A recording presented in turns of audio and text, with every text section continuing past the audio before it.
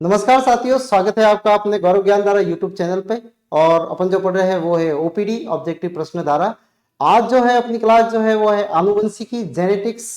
ठीक है, जिसमें अपन पढ़ेंगे मेंडल्स के बारे में, ठीक है, डीएनए के बारे में, आरएनए के बारे में, और जो है गुणसूत्रीय और इनकी विकृतियां जो है उनके बारे में अपन पढ़ेंगे कि कौन कौन सी होती है। तो स्टार्ट करते हैं। आप आज का है जो पहला पार्ट है जेनेटिक्स का। ठीक है, तो चलते हैं अपन जेनेटिक्स की तरफ के जेनेटिक्स क्या चीज होती है। और सबसे पहले जो है वो इसको लाने का जो कार्य है वो किसने किया था। ठीक है, जैसे सब लोग जानते होंगे कि जो मेंडल जो थे उनको फादर ऑफ जेनेटिक्स कहा जाता है, क्योंकि उनके ही प्रयोग से जेनेटिक जो है वो थोड़ी सी जो कहते हैं कि उनके अच्छा, लेकिन मतलब उनकी जो मशहूर हुई है या प्रसिद्ध हुई है, ठीक है, जो आनुवंशिक जो है वो उनके कारण ही हुई है, मेंडल के कारण। लेकिन मेंडल जो ऐसे साइंटिस्ट थे जिनको मरने के बाद में जो है वो उनको नोबेल प्राइज दिया गया। ठीक है, और उनको वापस लाने का कार्य जो है वो 3 साइंटिस्ट ने किया था। एरिक वॉन, ठीक है, ये एरिक वॉन, एरिक वॉन ने किया था। ठीक है, कॉल कॉरेंस ने किया था, और जो हुगो डिवरीज ने। ये 3 साइंटिस्ट जो थे जिन्होंने वापस जो है मेंडल को रीडिस्कवर करने का कार्य जो किया था। ठीक है, तो चलते हैं अपन स्लाइड की तरफ कि कौन कौन से जो है इन्होंने एक्सपेरिमेंट किए। ठीक है, और उन्होंने मटर के पौधे का ही चयन क्यों किया, ये सारे कारण जो है वो आज जानेंगे। ठीक है, चलते हैं, तो बने रहिए क्लास में। देखो, आनुवंशिकी, आनुवंशिकी क्या होती है। आनुवंशिकी एक विज्ञान की एक शाखा है जिसके अंदर जो है जीवों के अंदर जो होने वाले जो कैरेक्टर है, जो एक जनरेशन से दूसरे जनरेशन में जाते हैं, ठीक है, उनका, और जीवों के अंदर जो उत्पन्न होने वाली विभिन्नता है, वेरिएशन जो आते हैं, उनका अध्ययन किया जाता है। ठीक है, सबसे पहला है आनुवंशिकता। आनुवंशिकता,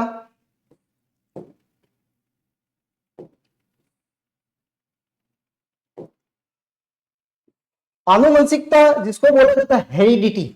क्या बोला जाता है? हेरिडिटी। देखो, आनुवंशिकी और आनुवंशिकता दोनों के अंदर अंतर है। आनुवंशिकी एक विज्ञान की शाखा है जिसके अंदर जो है इनका जो वेरिएशन आती है और जो कैरेक्टर एक जनरेशन से दूसरे जनरेशन में फॉरवर्ड होते हैं उनकी स्टडी की जाती है, वो कहलाती है क्या? आनुवंशिकी। और जो जाते हैं उस प्रोसेस में उसको बोला जाता है हेरिडिटी। क्या बोला जाता है? हेरिडिटी। तो संतति से की इस प्रवृत्ति को, जिसमें वे अपने जनकों के ही गुण या लक्षण प्राप्त करते हैं, यानी अपने जनक जो होगा उनसे ही वो अपने माता पिता से क्या करते हैं? गुणों को अपने अंदर अर्जित करते हैं।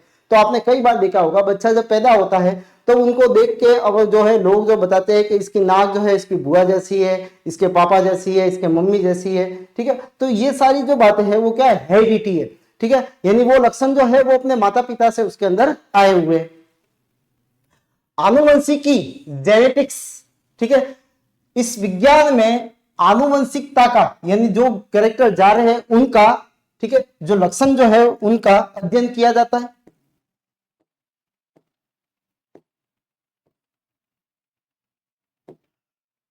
कौन से?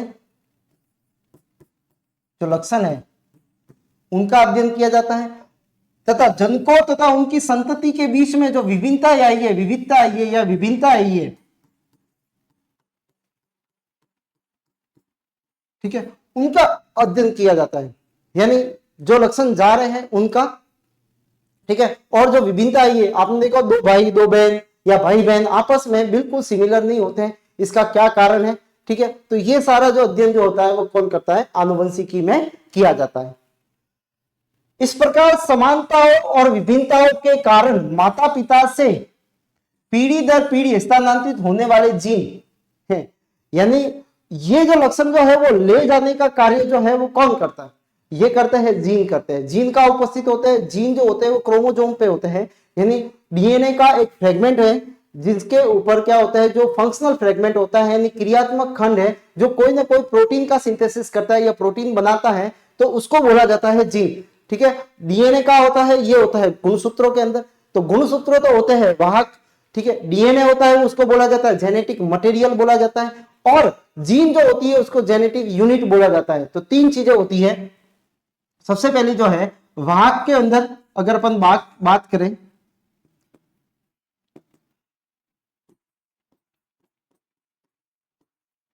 आनुवंशिक वाहक,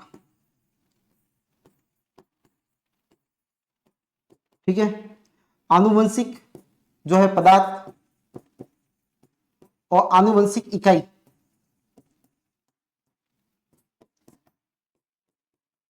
ठीक है। वाहक जो होते हैं वो होते हैं गुणसूत्र,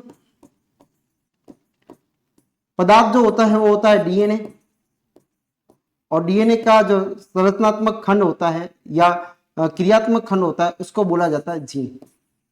अच्छा, मेंडल के टाइम में जीन नहीं थे तो मेंडल इनको क्या बोलता था, फैक्टर। मेंडल क्या बोलते थे इनको, फैक्टर बोलते थे, कि कोई भी कैरेक्टर जो होता है वो फैक्टर से कंट्रोल होता है, ठीक है। बाद में उसका नाम जो है वो जो है बैट्सन, ठीक है, उनसे इन्होंने क्या इसको जीन का नाम आया, ठीक है। तो पहले फैक्टर बोलते थे, फिर जो है उसको किस नाम से पुकारा गया, जीन नाम दिया गया। आनुवंशिकी शब्द का प्रयोग, आनुवंशिकी शब्द का प्रयोग सर्वप्रथम किसने किया था, विलियम बैटसन ने किया था। किसने किया था? और जो जीन शब्द जो दिया था वो किसने दिया था, वो दिया था जॉनसन ने। किसने दिया था? जॉनसन ने जीन शब्द दिया था। आनुवंशिकी शब्द जो है वो किसने प्रयोग किया था, विलियम बैटसन ने किया था सन 1905 में।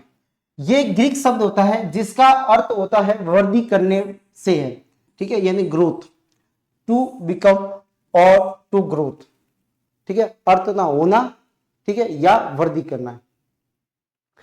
आनुवंशिकता से हमारे आशय उन विशेषकों या ट्रेट से है। देखो, ट्रेट का मतलब क्या है, जो लक्षण है, ठीक है, जो एक पीढ़ी से दूसरी पीढ़ी में क्या होते हैं, स्थानांतरित होते हैं, उनको या ट्रांसफर होते हैं, उनको क्या बोला जाता है, वंशागत जो है लक्षण बोले जाते हैं या इनहेरिटेंट ट्रेट्स बोले जाते हैं, जो निरंतर एक पीढ़ी से दूसरी पीढ़ी में या माता पिता से संतति में स्थानांतरित होते हैं, ठीक है। ये लक्षण किसी प्राणी में विशेष के लिए निश्चित होते हैं। मतलब जैसे है मनुष्य के अंदर तो विशेष होंगे, और कोई दूसरी जाति है तो उनके अंदर ये विशिष्ट होते हैं, ठीक है, कि मनुष्य का में जो है वो ये 2 आंखें, ठीक है, 2 कान, 1 नाक, ये सारी चीजें जो है वो उनका आकार कैसा होगा, ठीक है, ये सारी चीजें जो होती है वो जीन के द्वारा कंट्रोल होती है, और ये लक्षण जो है वो विशेष जातियों में विशेष होते हैं।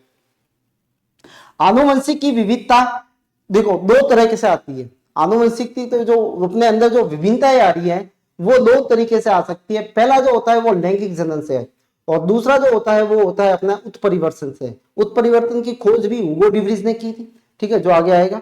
उत्परिवर्तन और लैंगिक जनन, ये दोनों के कारण ही जीवों के अंदर क्या आती है, विभिन्नताएं आती है। क्या आती है? विविधता आती है या विभिन्नताएं आती है। लैंगिक जनन से, लैंगिक जनन में वही मियोसिस डिवीजन होता है, गैमेट्स बनते हैं, ठीक है। एक गैमेट जो होते हैं वो नर से आते हैं, एक जो होता है वो मादा से आते हैं। दोनों के जो आधे जो क्रोमोसोम्स होते हैं वो आपस में या उनके न्यूक्लियस जो होते हैं वो मिलते हैं, फ्यूजन होता है, फर्टिलाइजेशन होता है, उसके बाद में जाइगोट फॉर्म होता है, और जाइगोट बनने के बाद में दोनों के कैरेक्टर क्या होते हैं, वह दिखते हैं, ठीक है। तो विभिन्नताएं आएगी, वो एज इट इज नहीं होंगे, ठीक है। दूसरा होता है अचानक कोई अगर परिवर्तन आ गया, जीनों के अंदर कोई बदलाव हो गया, तो उसको बोला जाता है उत्परिवर्तन बोला जाता है। तो उत्परिवर्तन और लैंगिक जनन ये 2 मेन चीजें हैं जिसके कारण जीवों के अंदर क्या आती है, विभिन्नताएं आती है। यह विभिन्नता संतति में माता पिता से वंशागत होती है, ठीक है। इसी प्रकार वातावरणीय विभिन्नताएं भी होती है। वातावरणीय विभिन्नता, ठीक है, जो वातावरण से आती है, लेकिन वातावरण से आने वाली विभिन्नताएं जो होती है वो एक पीढ़ी से दूसरी पीढ़ी में स्थानांतरित नहीं होती है, वो जीव के मरने तक वहां पे खत्म हो जाती है, ठीक है। यानी कोई वातावरण के कारण कोई शरीर में कोई परिवर्तन आ गया तो वो कैसा होगा, वो केवल उसी पर्सन में रहेगा, ठीक है। उनसे आगे जो जनरेशन होगी उनके अंदर ये ट्रांसफर नहीं होते, ठीक है। तो वातावरणीय विभिन्नता जो होती है वातावरण के कारण होती है, अतः ये माता पिता से संतति में स्थानांतरित नहीं होती है, ठीक है, ये ध्यान रखना। क्योंकि इस वातावरण की जो विभिन्नता होती है उसमें डीएनए में कोई परिवर्तन नहीं होता। डीएनए के अंदर अगर चेंज होगा तो जीन में बदलाव होगा, जीन में बदलाव होगा तो सीधी सी बात है जो जीन प्रोटीन बना रहा था वो प्रोटीन नहीं बनेंगे, ठीक है। उसके कारण जो होगी वो जो कार्य कर रहा था वो कार्य उस शरीर के अंदर नहीं हो पाएगा, तो वो जो है लक्षण उसके अंदर दिखेंगे। तो यहाँ पे जो वातावरणीय है, ठीक है, जैसे कहते हैं ना एक्वायर्ड ट्रेट जो होते हैं, एक्वायर्ड ट्रेट्स होते हैं, ठीक है, जो क्या होते हैं, जो अपन जन्म से लेके मरने तक जो सीखते हैं, जैसे गाना गाना सीखा तो उसका बच्चा भी जो है वो गाना गाने वाला होगा ऐसा जरूरी नहीं है, ठीक है। कोई जैसे क्रिकेटर है तो वो अच्छा क्रिकेट खेल रहा था, उसका जो बच्चा होगा वो अच्छा क्रिकेट खेले ये जरूरी नहीं है। कोई टीचर है तो उनका बच्चा टीचर होगा ये जरूरी नहीं है, ठीक है। यानी सेम कोई मोटा व्यक्ति है उसका बच्चा भी मोटा होगा ये जरूरी नहीं है, ठीक है। तो वो वातावरणीय है, वो कौन सी विभिन्नता, वो कौन सी विभिन्नता, वातावरणीय विभिन्नता है, ठीक है। वो वातावरणीय विभिन्नता जो होती है वो जीनों में बदलाव नहीं लाती है, और ये जो होती है वो उसी व्यक्ति तक या उसी पर्सन तक या उसी जाति तक सीमित रहती है, अगले में वो स्थानांतरित नहीं होती है। आनुवंशिकता या आनुवंशिकी की स्थापना मेंडल के कार्यों से हुई थी। सबसे पहले जो है लाने का कार्य जो है वो किसने किया था, मेंडल ने किया था। इसलिए मेंडल को फादर ऑफ जेनेटिक्स कहा जाता है। क्या कहा जाता है इसको, फादर ऑफ जेनेटिक्स कहा जाता है किसको, मेंडल को। तो इसलिए आनुवंशिकता के पिता को किसको कहा गया है, मेंडल को कहा गया है, ठीक है। तो यह है सामान्य जानकारी। हेरिडिटी जो है लक्षणों का एक पीढ़ी से दूसरे पीढ़ी में स्थानांतरित होने की प्रक्रिया को अपन हेरिडिटी कहा जाता है। आनुवंशिकता वह विज्ञान की शाखा है जिसके अंदर जीवों में होने वाले परिवर्तनों का और कुछ जो है जीवों के अंदर जाने वाले एक पीढ़ी से या एक पीढ़ी से दूसरी पीढ़ी में स्थानांतरित होने वाले जो गुण है, लक्षण है, ठीक है, उनका अध्ययन किया जाता है, वो किया जाता है आनुवंशिकी में किया जाता है, ठीक है। आनुवंशिकी सबसे पहले जो शब्द दिया था वो विलियम बैटसन ने दिया था।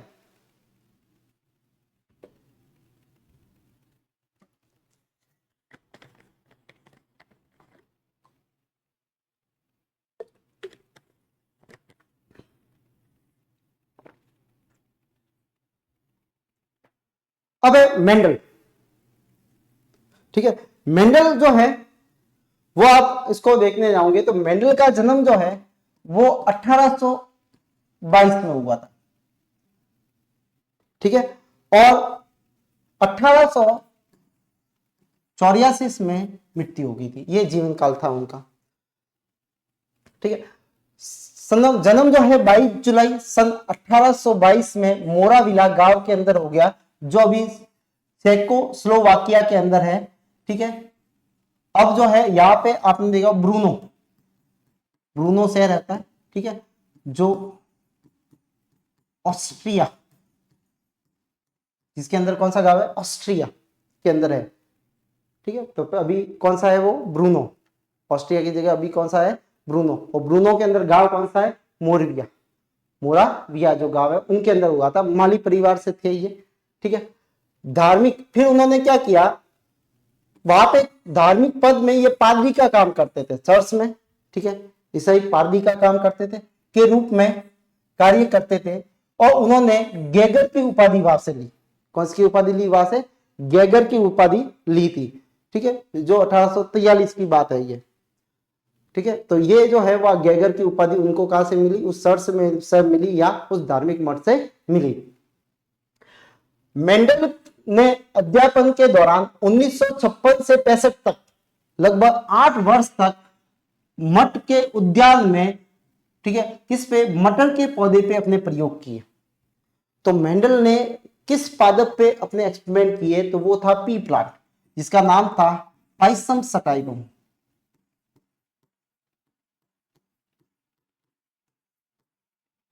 पाइसम सटाइवम, ठीक है। प्रयोगों के आधार पे उन्होंने वंशागति, किसके बारे में बताया, वंशागति। मेंडल के आनुवंशिकता के नियमों की इकाइयों की धारणा प्रस्तावित की। अच्छा, दो चीजें बताई। पहली चीज वंशागति, ठीक है, यानी लक्षण जो होते हैं वो एक पीढ़ी से यानी जनक से उसकी संतति में जाते हैं।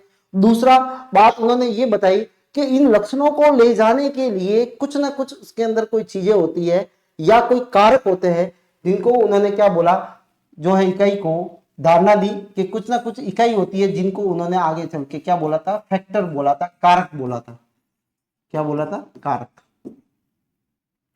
उनके अनुसार प्रत्येक जनक से समान संख्या में ऐसी इकाई वंशानुगत होती है जो संतान में सामान्य और विशिष्ट लक्षणों के लिए उत्तरदायी होती है या जिम्मेदार होती है।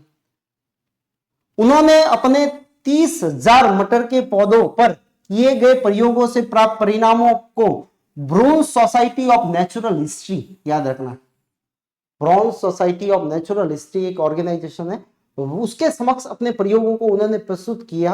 लगभग 30,000 जो मटर के पौधों पे उन्होंने प्रयोग किया था, और उसकी पूरी जो फाइल जो थी वो इस सोसाइटी को दी गई।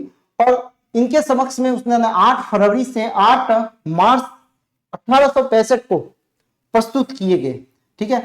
और अपने शोध कार्य को 1866 में सोसाइटी ने एक वार्षिक पत्रिका निकलती थी, ठीक है, मैगजीन निकलती, उनमें उनको क्या कर दिया, प्रकाशित किया, ठीक है। और उनका नाम रखा था पादपों में संकरण के प्रयोग। क्या लिखा था उन्होंने, पादपों में संकरण के प्रयोग। तो किसको दी थी, bronze society of natural history organisation थी, उसके समक्ष अपने जो प्रस्ताव, जो प्रयोग जो थे, उनकी फाइल उनको दी। और वहां से उन्होंने 1866 के अंदर उस पत्रिका के अंदर उसको प्रकाशित किया। लेकिन उस समय जो था कम्युनिकेशन जो लेवल था वो काफी डाउन था, ठीक है। उस समय ना तो इंस्टा थे, ना व्हाट्सएप थे, ना जो भी सोशल मीडिया थे, उस समय बहुत कम था, ठीक है। तो लोगों तक ये जानकारी पहुंच नहीं पाई, ठीक है, और लोगों ने इनको पर ध्यान नहीं दिया, नामक शीर्षक रखा था उन्होंने। लगभग 34 वर्ष तक ये शोध कार्य उपेक्षित रहा, मतलब किसी ने ध्यान नहीं दिया, ठीक है, 34 साल तक। 1900 में हॉलैंड के हुगो डिवरीज, ठीक है, हॉलैंड के थे हुगो डिवरीज, जर्मनी के थे कॉल कॉरेंस, और उन्हें के जो थे ऑस्ट्रिया के तो एरिक वॉन शेरमार्क जो थे, उन्होंने वापस अलग अलग जब एक्सपेरिमेंट किए तो उनको लगा कि ये सारे एक्सपेरिमेंट के जो रिजल्ट आ रहे हैं वो मेंडल तो पहले बता के गए, ठीक है, वो रिजल्ट आ रहे थे। तो उन्होंने कहा कि ये मेंडल जो बातें बता के गए थे वो बिल्कुल सही थी। तो उन्होंने वापस इसको खोजा गया, तो रीडिस्कवरी की गई मेंडलिज्म की या मेंडलवाद की। वो किन्होंने की थी, इन 3 साइंटिस्टों ने की थी। इनको जरूर याद रखना, ये इंपॉर्टेंट है। हुगो डिवरीज है, कॉल कॉरेंस है, और एरिक जो है वो क्या है, चेयरमैक है, ठीक है। ये चेयरमार्क जो है एरिक चेयरमार्क, ठीक है। तो Erich Tschermak, Hugo de Vries and Carl Correns, ये 3 साइंटिस्ट थे जिन्होंने मेंडलवाद की पुनः खोज की, ठीक है। और मेंडल के भूले हुए कार्यों को प्रमाणिकता मिली, और उसके बाद में उन्होंने बताया कि ये सारी जो बातें जो मेंडल बता के वो बिल्कुल सही थी, ठीक है। तो उसके बाद में मेंडल को नोबेल प्राइज मिला।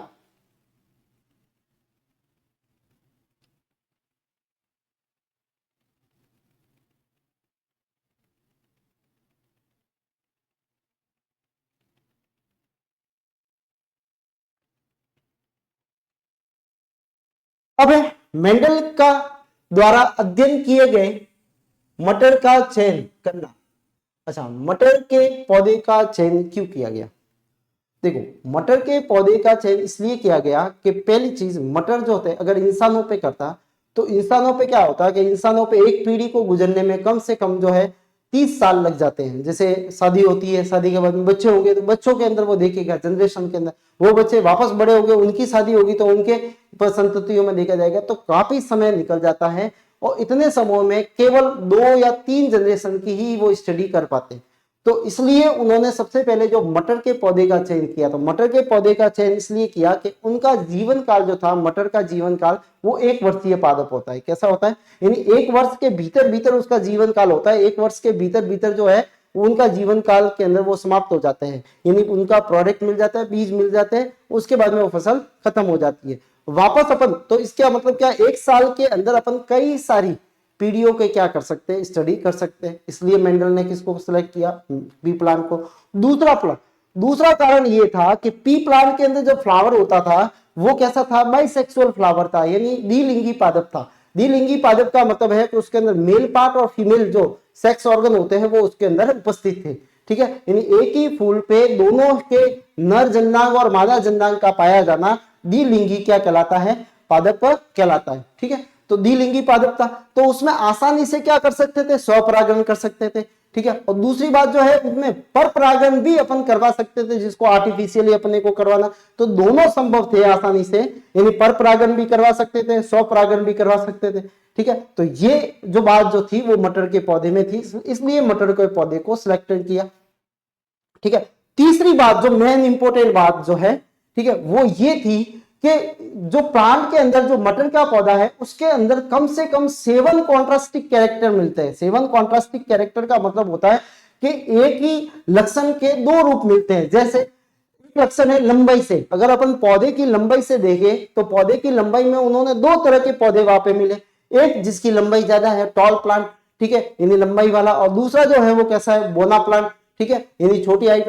तो ऐसे ऐसे जो लक्षण कितने थे, 7 लक्षण थे, और 7 विपार्श्विक लक्षण जो थे वो उन्होंने पाए गए। इसलिए मेंडल ने मटर के पौधे का चयन किया। तो पहला है, इस पौधे का जीवन काल बहुत अल्प होता है, अतः ये अपना जीवन काल 1 वर्ष में पूरा कर लेता है। इसके फलस्वरूप इसकी कई पीढ़ियों का अध्ययन अल्प समय में आसानी से किया जाता है। ठीक है, दूसरी बात यह है कि ये जो है वो द्विलिंगी पादप है, यानी मेल और फीमेल आपको एक पे ही मिलते हैं, नर एवं मादा जननांग एक ही पुष्प पे होते हैं। किस पे है, एक ही पुष्प पे है। ठीक है, जिसमें आसानी से क्या कर सकते हैं अपन, स्वपरागण कर सकते हैं, और जिसमें पौधों के गुणों की क्या करते हैं अपन, शुद्धता कई पीढ़ियों तक क्या होती है, बनी रहती है। दूसरा, इसमें अपन पर परागण भी करवा सकते हैं। क्या करवा सकते हैं, पर परागण। ठीक है, पर परागण को अपन अगर आर्टिफिशियली कराते हैं तो इसको विपुषण कहा जाता है। क्या कहा जाता है, विपुषण, जिसको इमस्कुलेशन कहा जाता है, इमस्कुलेशन कहा जाता है। ठीक है, तो विपुषण के जरिए भी अपन क्या करवा सकते हैं, माने खुद अपन सिलेक्टेड क्या करवा सकते हैं, पर परागण यानी क्रॉस पॉलिनेशन करवा सकते हैं। स्वपरागण सेल्फ पॉलिनेशन, ठीक है, क्रॉस जो होता है वो होता है पर परागण। ठीक है, तो ये होता है सेल्फ पॉलिनेशन।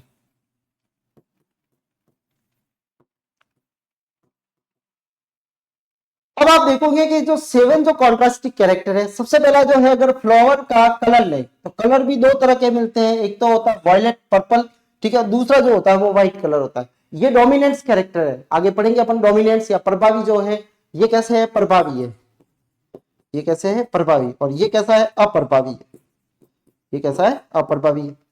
दूसरा अपन ले तो सीड का सेट तो कैसा है, राउंड है, बिल्कुल। दूसरा आपने देखे तो ये कैसा है, व्रिंकल है, ये कैसा होता है, व्रिंकल यानी झुर्रीदार होता है। राउंड कैसे, गोल है, ठीक है, और ये कैसे है, झुर्रीदार है।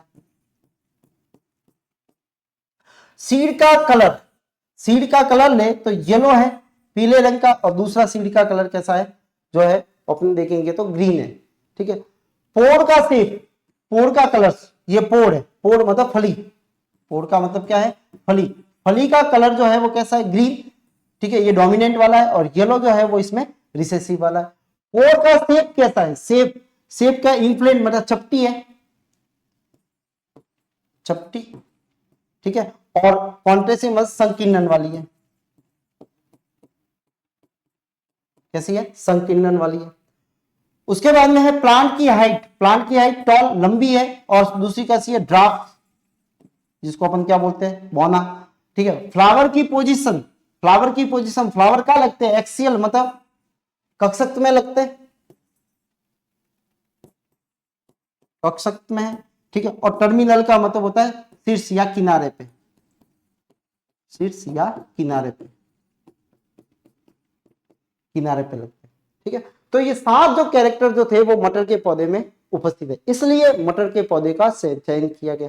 पहली बात, ये अल्पायु होती है, 1 वर्ष के भीतर इसका एनुअल है, वार्षिक है। ठीक है, दूसरा जो है, इसमें स्वपरागण आसानी से होता है क्योंकि ये बाइसेक्सुअल फ्लावर होता है, पर परागण भी करवा सकते हैं। ठीक है, और इसमें 7 कॉन्ट्रास्टिक कैरेक्टर होता है। इन कारणों से उन्होंने मटर के पौधे का चयन किया।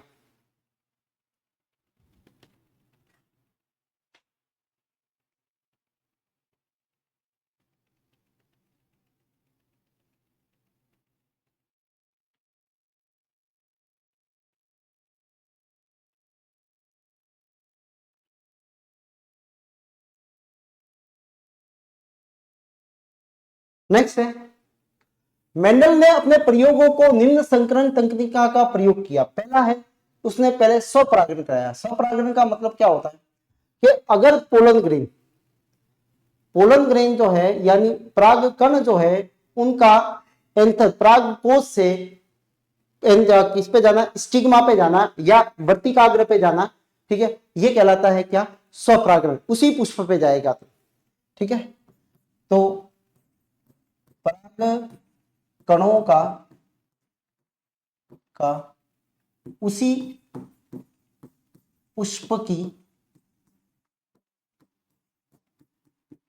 वर्तिकाग्र पर जाना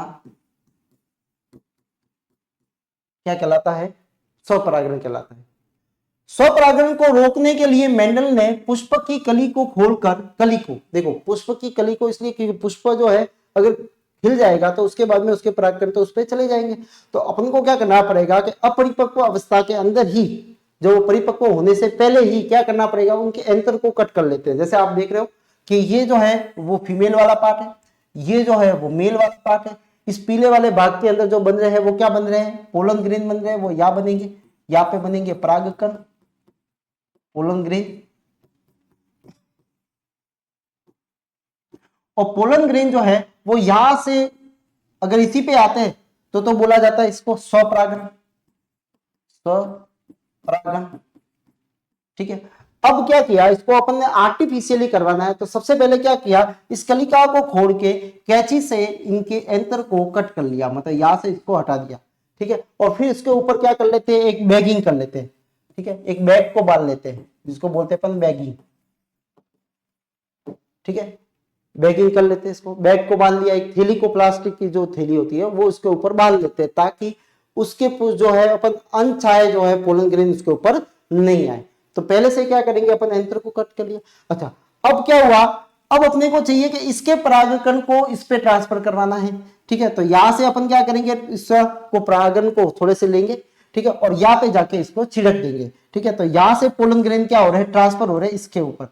ठीक है, तो अब अपन दूसरे पुष्प से इसको करवा रहे, इसलिए इसको कहवा जाता है कि कृत्रिम पर परागण, आर्टिफिशियल, और इसको बोला जाता है इमस्कुलेशन। हिंदी में बोला जाता है इसको, दूसरा इसका नाम है विपुषण। इस क्रिया को क्या बोला जाता है, विपुषण बोला जाता है। ठीक है, तो स्टेमेन को हटा दिया जाता है, वर्तिकाग्र परिपक्व होने से पहले पुंकेसर को हटा देते हैं। इस प्रक्रिया को क्या बोला जाता है, विपुषण या इमस्कुलेशन कहा जाता है। तो इमस्कुलेशन टेक्निक के जरिए अपन क्या कर सकते हैं, आर्टिफिशियल क्या कर सकते हैं, पर परागण करवा सकते हैं। ठीक है, या क्रॉस पॉलिनेशन करवा सकते हैं।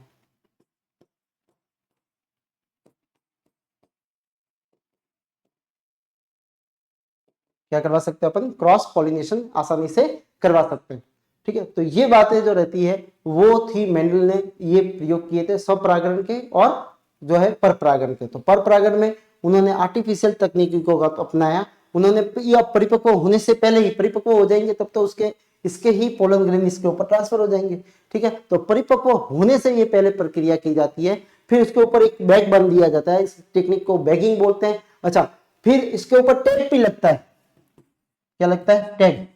टैग के ऊपर जो है इस प्लांट का नाम होगा, इस फ्लावर का नाम होगा, ये कौन से प्लांट्स हैं। ठीक है, फिर इसने कौन सी जो है प्लांट से अपने पुंकेसर जो है वो यहाँ पे लाए हैं। ठीक है, वो सारा विवरण जो होता है वो इस पे मिलता है, इसको बोलते हैं टैगिंग। इसको क्या बोलेंगे अपन, टैगिंग बोलते हैं। ठीक है, तो बैगिंग एंड टैगिंग जो है वो दोनों जो तकनीकी जो है वो यहाँ से अपन इस प्रकार से करते हैं। ठीक है, तो ये था मेंडल के में सब जो है परागण है, और क्रॉस परागण जो है वो कुछ इस प्रकार से करवाया जाता है, जिसमें इमस्कुलेशन को उपयोग में लिया जाता है। इमस्कुलेशन का मतलब क्या है कि एंथर को परिपक्व होने से पहले उस फ्लावर में कट कर दो और ये मेल पार्ट खत्म हो गया। अब क्या होगा, अब पॉलिनेशन जो होगा वो कैसा होगा, क्रॉस ही होने वाला होता है, क्योंकि उसके खुद के पोलन ग्रेन क्या हो जाते हैं, निकल जाते हैं।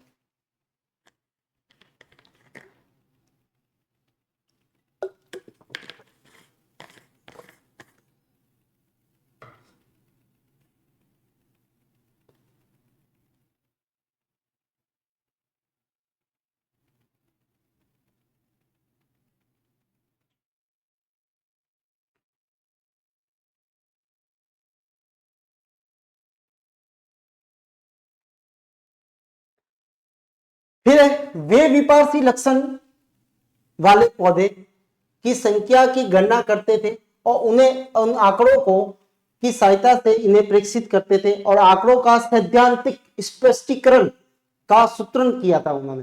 देखो, मेंडल की खासियत ये थी कि वो एक समय में केवल एक ही कैरेक्टर पे अध्ययन करते थे। अगर वो एक संकरण क्रॉस करवाते, वो ज्यादा जो है वो 7 कैरेक्टर है तो सातों का सात, देखो सातों कैरेक्टर उस प्लांट के अंदर होंगे। ठीक है, यानी उसमें फली भी लगेगी, फली का रंग भी होगा, फली का आकार भी होगा, फूल भी होंगे, लेकिन वो केवल उस समय जब देखते थे तो केवल और केवल एक समय में एक ही एक्सपेरिमेंट करते थे। ठीक है, यानी एक ही कैरेक्टर को ध्यान में, डी शंकर करते थे तो केवल दो ही कैरेक्टर को ध्यान में रख के करते थे।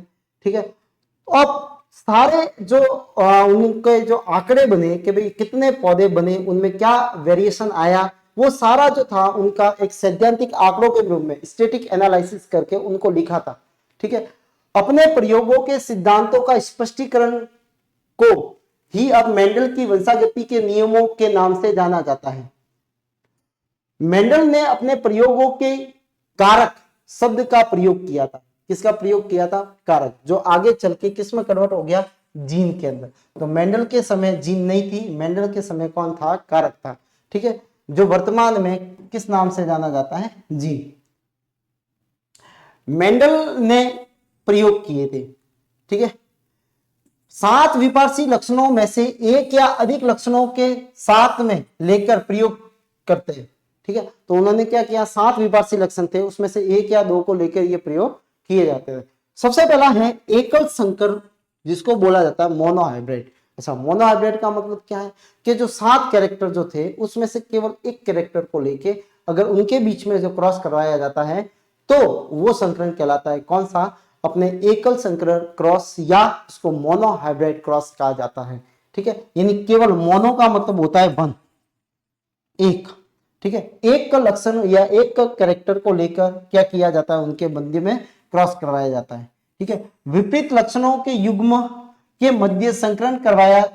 ठीक है, एवं उनको क्या बोला? कारक कहा गया। क्या कहा गया? उनको कारक कहा गया। ठीक है, तो देखो विपरीत का, जैसे सपोज मान लो लंबाई से अपन लेते हैं, लंबाई से लेते हैं। लंबाई में उन्होंने पौधे जो लिए, तो एक तो लिया उन्होंने टॉल प्लांट। ठीक है, लंबाई वाला। ठीक है, तो टॉल प्लांट ये लिए, उसके जीन थे, एलील थे। ठीक है, और एक थे ड्राफ्ट प्लांट, बोना। देखो लंबाई में दोनों आ गए। ठीक है, बोना भी आ गया और लंबा भी आ गया, तो ये बोना है। ठीक है, इन दोनों को देखो कैरेक्टर कितना है? एक। क्या कैरेक्टर है? लंबाई। ठीक है, अगर सपोज मान लो पुष्प का, या पुष्प का कलर लेता है, पुष्प का रंग, तो एक में आएगा वॉयलेट। ठीक है, दूसरे में आएगा क्या? व्हाइट। तो देखो लक्षण कितना है? एक ही है। कैरेक्टर कितने उसके? दो। ट्रेड कितने उसके? दो। ठीक है, यानी विपरीत लक्षण। एक के क्या है? विपरीत लक्षण होते हैं। ठीक है, अब इनकी फिर इन्होंने क्या किया? ये इनकी कहलाती है पेरेंटल जनरेशन कहलाती है, यानी ये इनके जनक है। जो साथ चालू हुआ वो उनके क्या होते हैं? जनक पीढ़ी है। ये जनक पीढ़ी है। ठीक है, इसको बोलते हैं P1। ठीक है, पेरेंट जो है वो पहली पीढ़ी है, मतलब पहली जनरेशन, मतलब पहले इसके पेरेंट्स है, जनक है ये। ठीक है, और जनक के बीच में इन्होंने क्या करवाते हैं? क्रॉस करवाते हैं। ठीक है, तो वो कहलाता है एक संकर क्रॉस। अगर मैं इन दोनों कैरेक्टर को अगर साथ में लेके क्रॉस करवाता हूं, ठीक है, तो वो कहलाता है क्या? डाई हाइब्रिड क्रॉस कहलाएगा। और अगर मैं उससे ज्यादा लेके करवाता हूं तो वो कहलाता पॉली हाइब्रिड क्रॉस कहलाएगा। कौन सा कहलाएगा? बहुसंकरण क्रॉस संकरण कहलाएगा, बहुसंकर संकरण कहलाएगा। एक संकर संकरण जिसमें एक कैरेक्टर को लेके मध्य में क्रॉस करवाया जाता है। द्विसंकर का मतलब होता है दो लक्षणों को लेके क्रॉस करवाया जाता है। ठीक है, और बहुत सारे अगर लेके अपन दो से ज्यादा लेते हैं तो इसको बोलते हैं बहुसंकर संकरण। ठीक है, या बोलते हैं उसको पॉली हाइब्रिडाइजेशन या पॉली हाइब्रिड क्रॉस बोला जाता है। क्या बोला जाता है? पॉली हाइब्रिड क्रॉस कहा जाता है।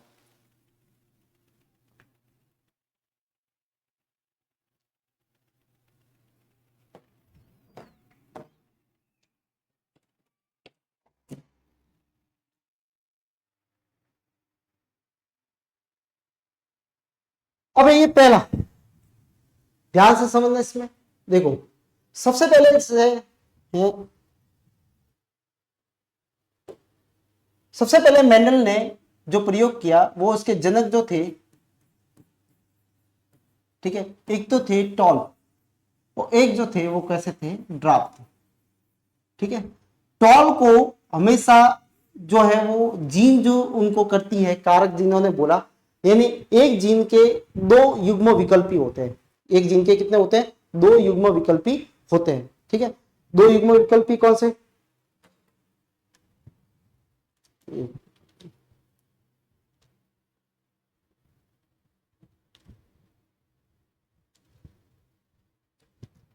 एक जीन के दो युग्म विकल्पी होते हैं, ठीक है। तो जैसे लंबाई से ले, लंबाई वाला गुण है, इसके दो युग्म विकल्पी है, युग्म विकल्पी कितने हैं? दो। एक तो है टी और दूसरा जो है वो स्मॉल टी, ठीक है। तो अब यहां पे जो ड्रॉप वाले में है वो स्मॉल टी वाला है, कैसा है? स्मॉल टी वाला है, ठीक है। अब यहां पे आप देखोगे तो ये जनक है, ठीक है। अब जनक में आप इसको मेल मान लो, इसको फीमेल मान लो, या इसको मेल मान सकते हैं या इसको फीमेल मान सकते हैं अपन, दोनों में से आप कोई भी, क्योंकि बाइसेक्सुअल फ्लावर है। और बाइसेक्सुअल फ्लावर इसका मतलब क्या है कि वहां पे जो होंगे वो दोनों जो होंगे वो आपको एक में ही मिलेंगे, तो आप एक में ही क्या कर सकते हो, एक को मेल मान सकते हो, एक को फीमेल मान सकते हो। अच्छा, यहां से फिर क्या बनेंगे? युग्मकों का निर्माण होता है। किसका निर्माण होता है? युग्मकों का निर्माण।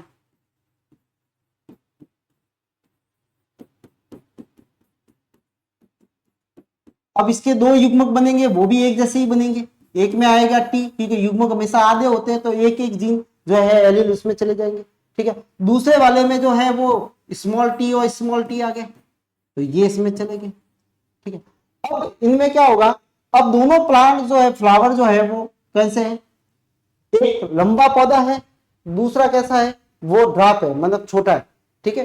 तो एक तो कैसा है, जिसे अपन मान ले कि ये जो है वो छोटा पौधा है, ठीक है। और इसमें मान लेते हैं कि अपन जो है ये बड़ा पौधा है, ये बड़ा पौधा है, ठीक है। तो एक टॉल है, एक कैसा है? ड्रॉप है।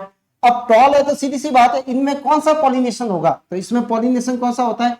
इनके बीच में जो क्रॉस हुआ उनमें पॉलिनेशन जो कौन सा होगा? वो होगा क्रॉस पॉलिनेशन, क्रॉस पॉलिनेशन होगा, जिसको बोलेंगे अपन जो है पर परागण, ठीक है। पर परागण जाने के बाद में फिर क्या होगा? इसमें फर्टिलाइजेशन होगा, निषेचन होगा। अब निषेचन में या फर्टिलाइजेशन में, अब सपोज मान लो ये वाला जीन अगर इस वाले से अगर फर्टिलाइज करता है तो क्या बनता है? टी स्मॉल टी बनता है। अगर ये वाला जो है वो इस वाले से करता है तो क्या बनता है? टी स्मॉल टी बनता है। ये वाला अगर इस वाले से करेगा फर्टिलाइज तो क्या बनेगा? टी स्मॉल टी बनेगा। और ये वाला जिससे करता है तो क्या बनता है?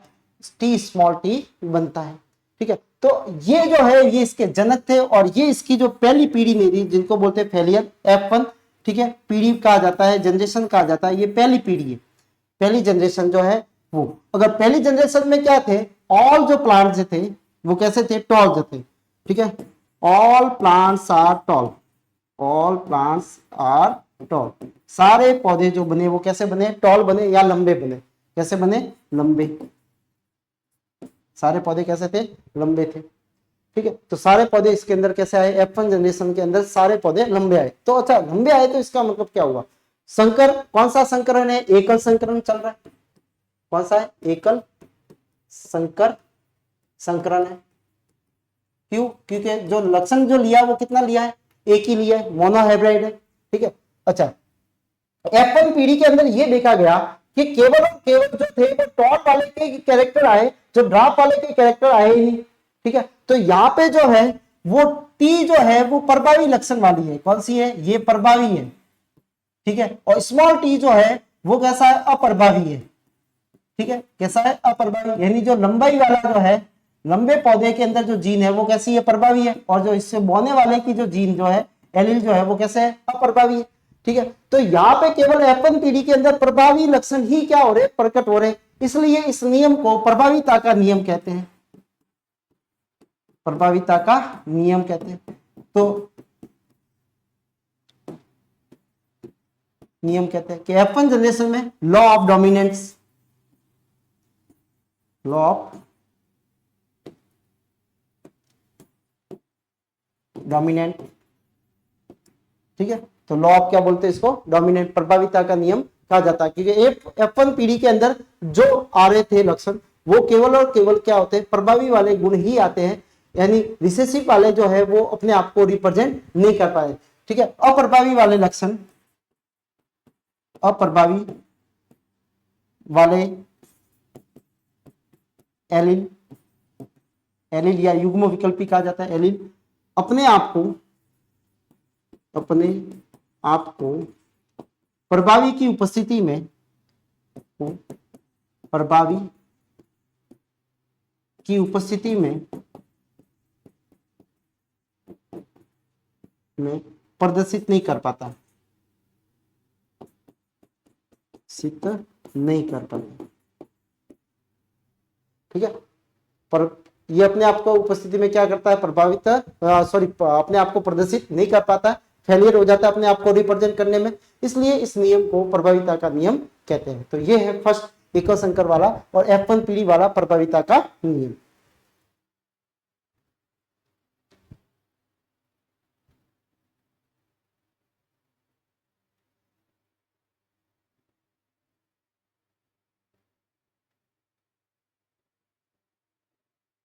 ये आता, देखो टॉल प्लांट लिया, ये ड्राफ्ट प्लांट है जिसके स्मॉल टी है, कैपिटल टी, इन दोनों। अच्छा, इसमें एक सेकर बोर्ड मेथड है, ये वाला मेथड। इस मेथड में क्या है कि सपोज मान लो अपने को इसमें तरीके से भी अपन क्या करवा सकते हैं, इनके अंदर क्रॉस करवा सकते हैं, एक को मान लो फीमेल और एक को मान लो मेल। ठीक है, तो यहाँ पे कैपिटल टी, स्मॉल टी, ठीक है, capital T small T, capital इसका इसके साथ में capital T small T, capital T small T, capital T small T और capital T small T, all plants are tall. अच्छा, एक चीज और बतानी है, अच्छा जहां पे आपको दोनों युग्म विकल्पी या एलील, दोनों युग्म विकल्पी अगर सेम मिलते हैं, टी और टी दोनों सेम है, तो इसको बोलते हैं समयुग्मजी, समयुग्मजी। और अगर दोनों अलग, ये भी कैसा है, समयुग्मजी, लेकिन आपको अलग अलग मिल रहे हैं, तो इसको बोलते हैं विषम युग्मजी, विषम युग्मजी। ठीक है, तो यहाँ पे जो टॉल है, ये कौन से टॉल है, ये विषम युग्मजी टॉल है, ये विषम युग्मजी लंबे, ये कैसे, विषम युग्मजी लंबे है। ठीक है, तो सम मतलब दोनों एलील सेम है तो सम युग्मजी, दोनों एलील अलग अलग है तो क्या आएगा, विषम युग्मजी आएगा। तो यहाँ पे सारे पौधे कैसे मिलते हैं, विषम युग्मजी लंबे मिलते हैं। अब देखो, जब मेंडल ने ये देखा कि भाई मैंने तो दो प्लांट लिए, एक टॉल लिया एक ड्राफ्ट लिया, लेकिन जो कैरेक्टर जो थे वो केवल और केवल टॉल वाले के ही आए, ड्राफ्ट वाले के कैरेक्टर नहीं आए, तो इसका कारण क्या है, इसका कारण क्या है।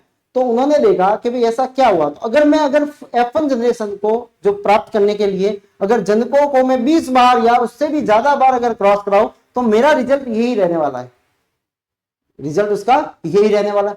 तो मेंडल ने फिर इसका निजात पाने के लिए क्या किया कि जो F1 जनरेशन के प्लांट जो बने उनको आपस में क्या करवाया, उनका स्वपरागण करवाया। ठीक है, तो मेंडल ने जो है F1 जनरेशन के प्लांट के बीच में क्या करवाया, स्वपरागण करवाया। ठीक है, वो कैसे हुआ देखो, इसको बोला जाता है, मेंडल ने एकल संकर में आएगा कि मेंडल ने क्या किया, F1 जनरेशन के जो प्लांट बने थे, F1 पीढ़ी के जो प्लांट थे, F1 पीढ़ी में क्या बना था, विषम युग्मजी लंबे आए थे।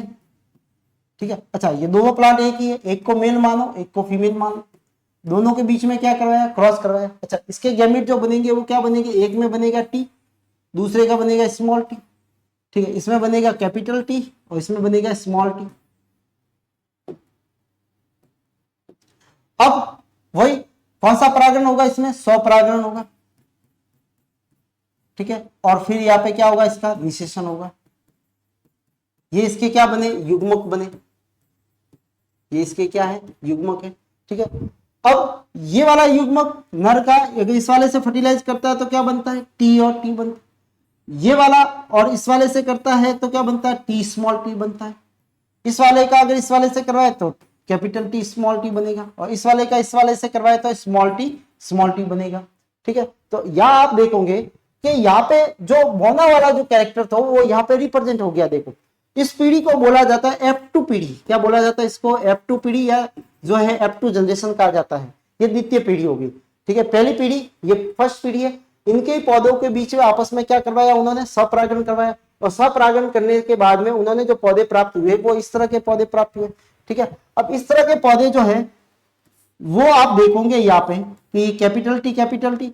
अब यहाँ पे जो है वो दो तरह के रेशियो बनते हैं, अगर इसको देखा जाए तो ये कैसा है, ये होमोजाइगस, ये होमोजाइगस या समयुग्मजी क्या है, लंबे हैं। ठीक है, इसको देखा जाए ये दोनों को तो ये कैसे है, विषम युग्मजी लंबे हैं,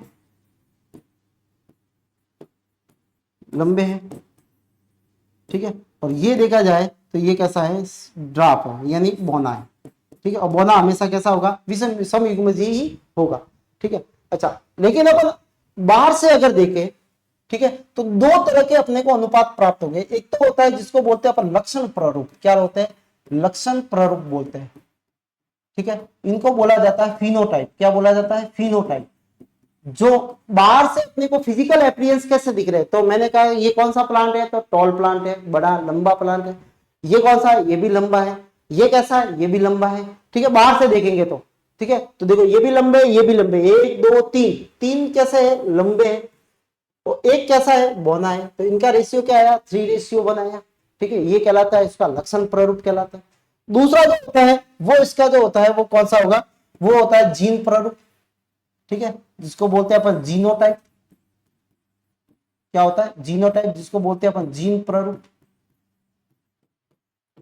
जीन प्रारूप के अंदर आप देखोगे तो आपको होमोजेन जीन के आधार पे देखना है, यानी ये जीन जो कैपिटल टी और कहीं है नहीं है, कितना है, एक ही है, तो एक बना।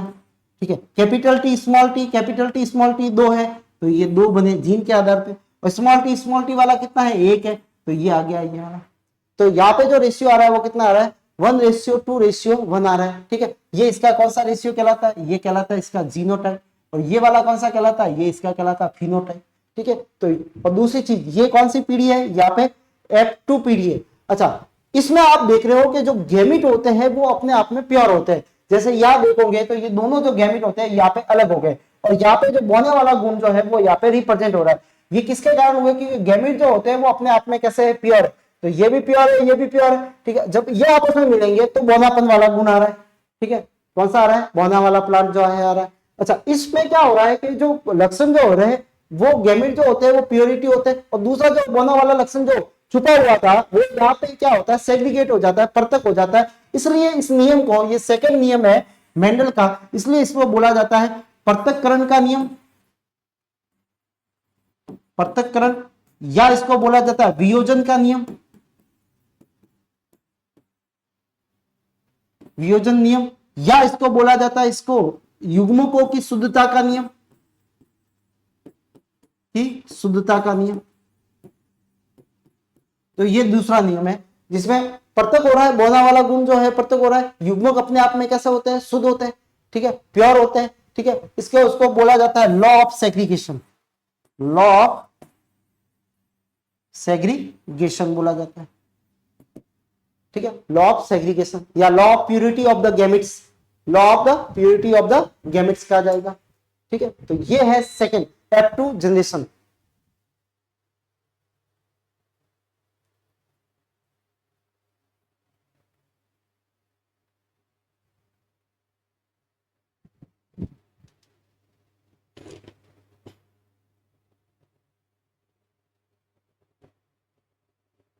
अब वियोजन, अच्छा इसमें भी देख लो, capital T small T, capital T small T, एक रहेगा capital T small T, capital T small T, इसका इसके साथ में हुआ टी टी, इसका इसके साथ में हुआ कैपिटल टी स्मॉल टी, इसका हुआ इसके साथ में तो कैपिटल टी स्मॉल टी।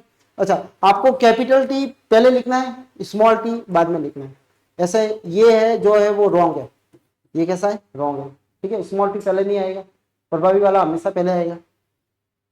अच्छा, अलग अलग है तो आपका जो है वो उसके साथ में, जैसे आर आर लिया तो आर का, ठीक है, वाई है तो वाई के साथ में वाई, आर और वाई साथ में नहीं, और यहां पे जो है वो बोनापन आ गया। ठीक है, इसको बोलते हैं चेकर बोर्ड मेथड, क्या बोला जाता है इसको? चेकर बोर्ड मेथड कहा जाता है।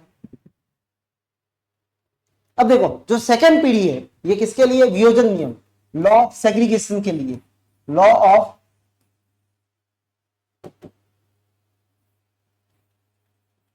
सेग्रीगेशन, पृथक्करण के नियम।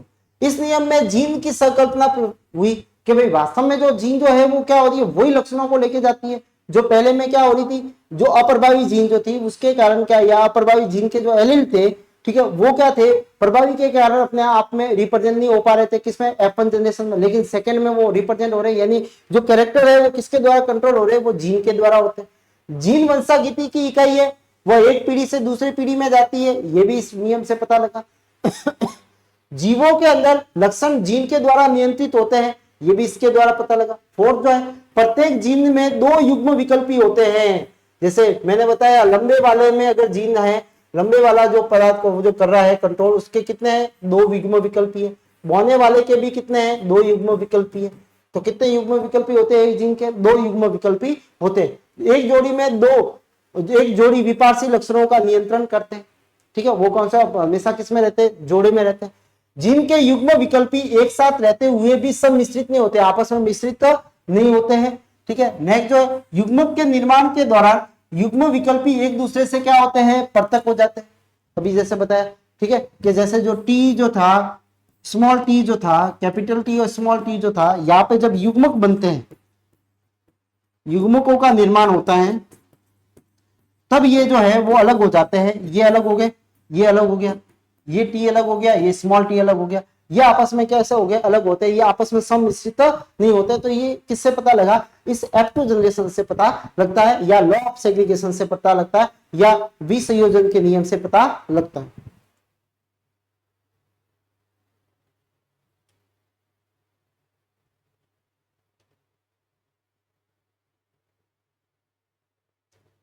अब है द्विसंकर क्रॉस। द्विसंकर क्रॉस के अंदर देखो क्या हुआ था। पहली चीज, इसमें संकर में 2 जोड़ी कारकों का या युग्म विकल्पियों का ये मध्य क्या करवाया जाता है? क्रॉस करवाया जाता है। 2 लक्षणों को लेके क्रॉस करवाया जाता है।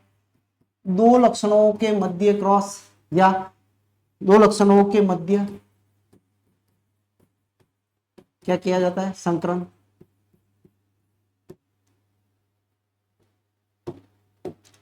पहला, एक मेंडल ने जो पौधा लिया वो लिया जैसे बीज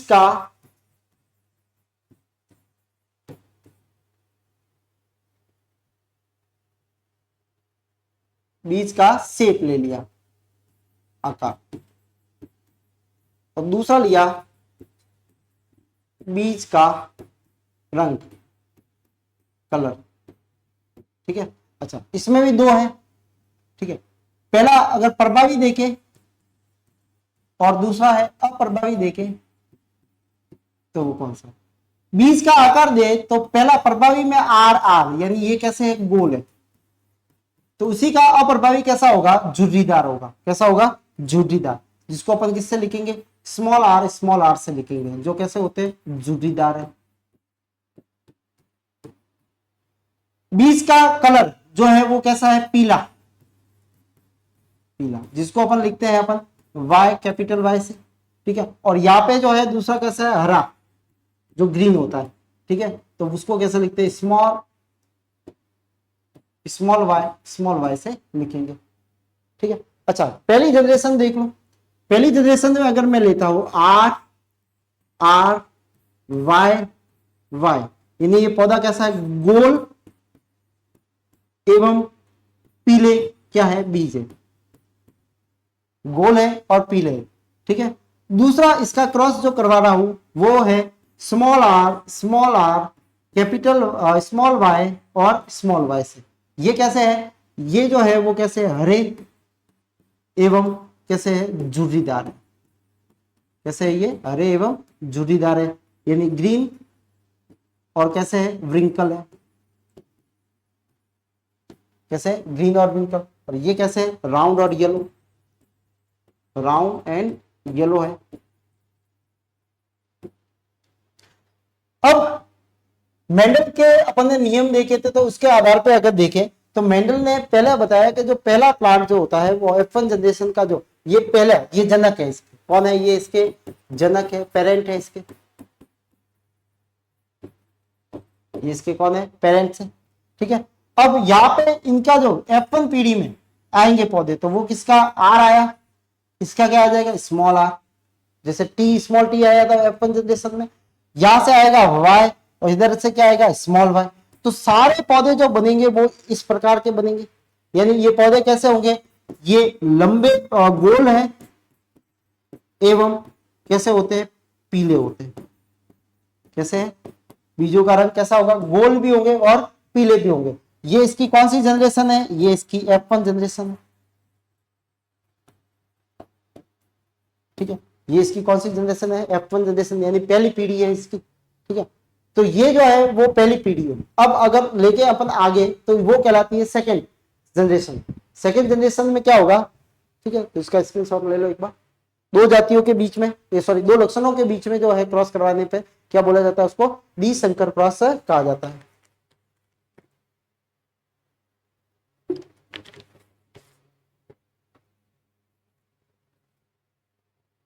अब आप यहां देखोगे द्विसंकर में डाइहाइब्रिड क्रॉस, जैसे मैंने बताया। अब अपन थोड़ा सा एक देख लेते हैं कि गैमेट कैसे बनेंगे। जो ये है ना, ये पहला मतलब ये पौधा जो है, इसके आगे गैमेट कैसे बनेंगे वो अपन बता रहे हैं, ठीक है। तो देखो, जो अपने पास में पौधा प्राप्त हुआ वो सारे ये से है, ये कहां पे प्राप्त हुए अपने को, F1 पीढ़ी से प्राप्त होते हैं। कहां से हुए, F1 पीढ़ी से। कौन सा क्रॉस चल रहा है, द्विसंकर, द्विसंकर, ठीक है।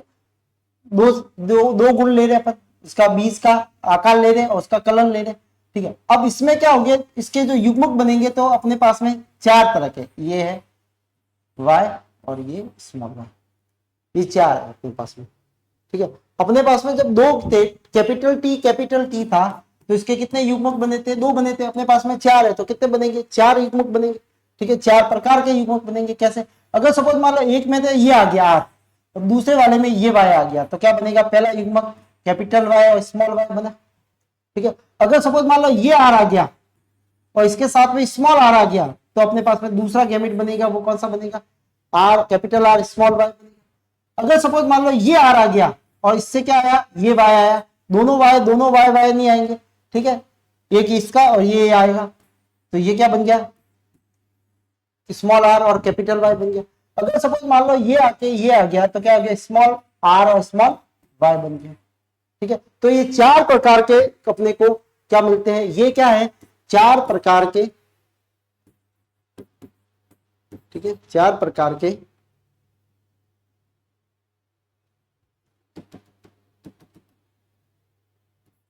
चार प्रकार के युग्मक बनते हैं। अब भले ये 100 बनो, 200 बनो, 1000 बनो, कितने भी युग्मक बनो, जैसे पोलन ग्रेन है तो पोलन ग्रेन आपको ये चार प्रकार के पोलन ग्रेन अपने को मिलेंगे, ठीक है। एक्सेल है तो एक्सेल में अपने को ये चार प्रकार के युग्मक में से कोई भी युग्मक उसमें एक्सेल में हो सकता है, तो ये चार प्रकार के युग्मक अपने को मिलेंगे, ठीक है। तो ये युग्मक बनते हैं, ये सारे क्या है, युग्मक है।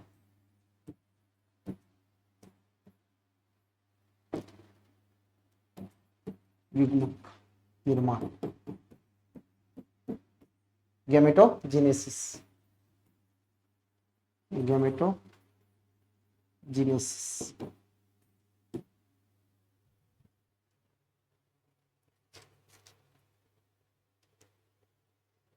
अब देखो ये चार है, capital R, capital Y, small R, ठीक है, small Y, capital R, small capital Y, sorry capital R और स्मॉल वाई, ठीक है। ये मैं थोड़ा सा इसमें बता देता हूं आपको।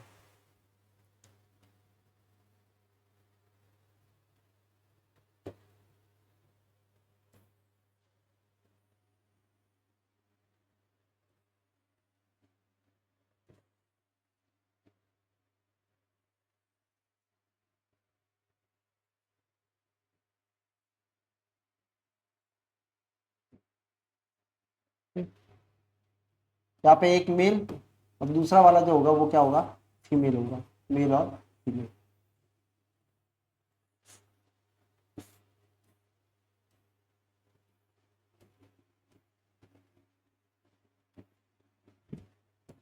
Are capital R, capital R small Y, small R capital Y, और स्मॉल आर स्मॉल वाई,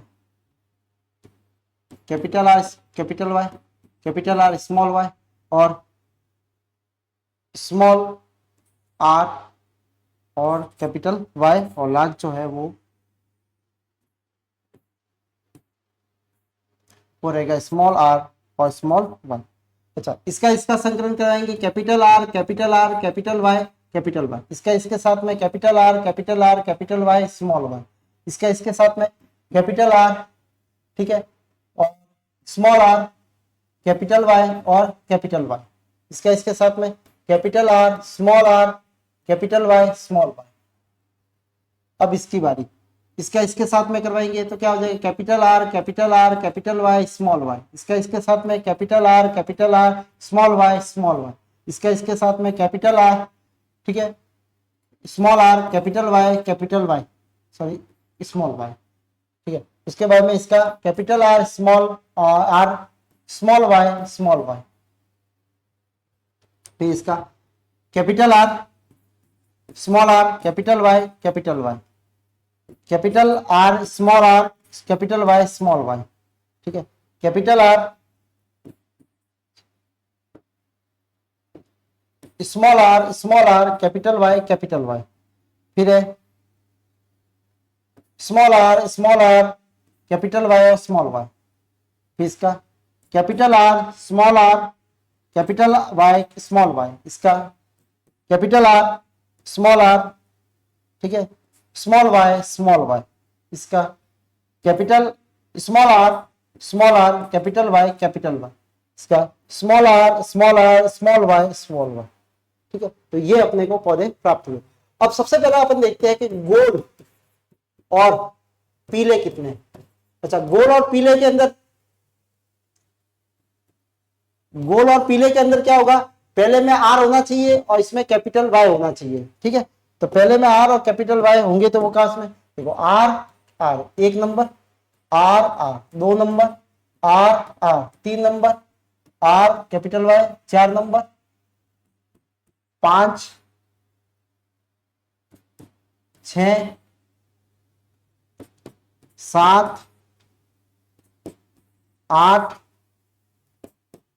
9, ठीक है। तो टोटल कितने मिलेंगे अपने को, 9 प्लांट। अब दूसरा जो है वो अपने को लेना है गोल, और इसके साथ में अभी लेना है कौन सा, पीले की जगह कैसा आएगा, हरा, और हरे के लिए स्मॉल वाई होने चाहिए, ठीक है। तो 1, ठीक है, 2 और ये 3, तो कितना है ये हो गए 3, ठीक है। अब अपने को लेना है तीसरा जो है वो अपन लेंगे गोल की जगह झुर्रीदार, और लेंगे पीले, झुर्रीदार और पीले। तो पीले के लिए वाई और इसके लिए स्मॉल आर, कौन सा होगा, 1, ठीक है, 2 और ये हो गए 3, 1 2 और ये 3, ये कितना है 3 आ गया, ठीक है। लास्ट में जो है वो कौन सा है, झुर्रीदार, ठीक है, और कौन सा होने चाहिए, हरे, यानी इसके लिए भी स्मॉल आर स्मॉल वाई, ठीक है। तो ये होने चाहिए। तो यहाँ पे जो है वो कितना है, ये वाला 1 प्लांट, तो कितना आया 1। इसलिए इनका रेशियो जो आता है वो कैसा आता है, 9:3 रेशियो क्या आता है, 1 आता है। अच्छा, आप इसमें देखोगे कि कोई भी कैरेक्टर जो है वो इसके अंदर क्या है, देखोगे कि सारे कैरेक्टर जो है वो रिप्रेजेंट हो रहे हैं, आपको सारे वेराइटीज मिल जाए, गोल्ड भी मिल रहे हैं तो पीले भी होंगे, ठीक है, गोल्ड भी है हरे भी होंगे, झुर्रीदार है तो पीले भी है, और झुर्रीदार है तो हरे भी है, यानी सारे जो है इसके अंदर वेरिएंट अपने को मिलते हैं। इसलिए इस नियम को बोला जाता है स्वतंत्र अपव्यू का नियम। क्या बोला जाता है इसको, स्वतंत्र अपव्यू का नियम कहा जाता है, ठीक है। इसको क्या बोला जाता है, ये कहलाता है ली शंकर में, जिसको बोला जाता है लॉ ऑफ इंडिपेंडेंट असॉर्टमेंट, जिसको बोला जाता है स्वतंत्र स्वतंत्र अपव्यूह का नियम,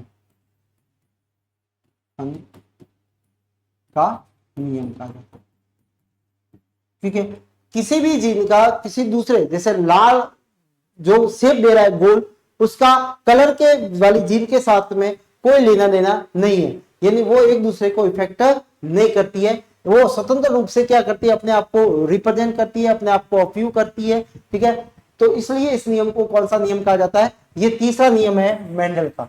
तो मेंडल के पहला नियम है प्रभाविता का नियम, दूसरा है सेग्रीगेशन का नियम, और तीसरा जो है स्वतंत्र अपव्यू का नियम। यानी इस नियम में आप देखोगे कि सारे पौधे जो है, अच्छा उसमें फर्क क्या है कि यहाँ पे जो है वो खाली ये इधर इधर हुए है। ठीक है, बात ये भी सेम ही है, इसमें भी कौन सा रेशियो है, 9 रेशियो। ठीक है, 9:3:3:1 आ रहा है। ठीक है, ये सेकंड जनरेशन हो गई। ये कौन सी जनरेशन है इसकी, F2 जनरेशन है, जिसके अंदर 16 प्लांट अपने को प्राप्त होते हैं। ठीक है, अब आप इसका क्या निकाल सकते हो, ये तो था, ये जो 9:3 जो आया है, ये इसका क्या है, ये लक्षण प्रारूप है। क्या है इसका, लक्षण प्रारूप है। ठीक है, लक्षण प्रारूप है, जिसको बोला जाता है अपने को फिनोटाइप, फिनोटाइप है। आप इसका जीन प्रारूप भी निकाल सकते हो। क्या निकाल सकते हो, जीन, क्या आर आर आर आर कितने हैं, ए, ठीक है, आर आर आर आर इतने कितने हैं, तो इसके हिसाब से आप कितने, इनका जीन प्रारूप भी आप निकाल सकते हो कि जीन प्रारूप कैसा होगा। ठीक है, तो सामान्यतः अपने को ये लक्षण प्रारूप पूछा जाता है। ठीक है, 9:3:3:1। ठीक है, और आसानी से आप जीन प्रारूप भी इसका निकाल सकते हो। तो ये था स्वतंत्र अपव्यू का नियम, जिसमें सभी जो लक्षण जो होते हैं वो जो होते हैं क्या होते हैं, रिप्रेजेंट होते हैं। किसी एक लक्षण के जीन का दूसरे लक्षण के जीन के साथ में कोई प्रभाव या इफेक्ट नहीं होता है, इसलिए इस नियम को क्या बोला जाता है, स्वतंत्र अपव्यू का नियम कहा जाता है।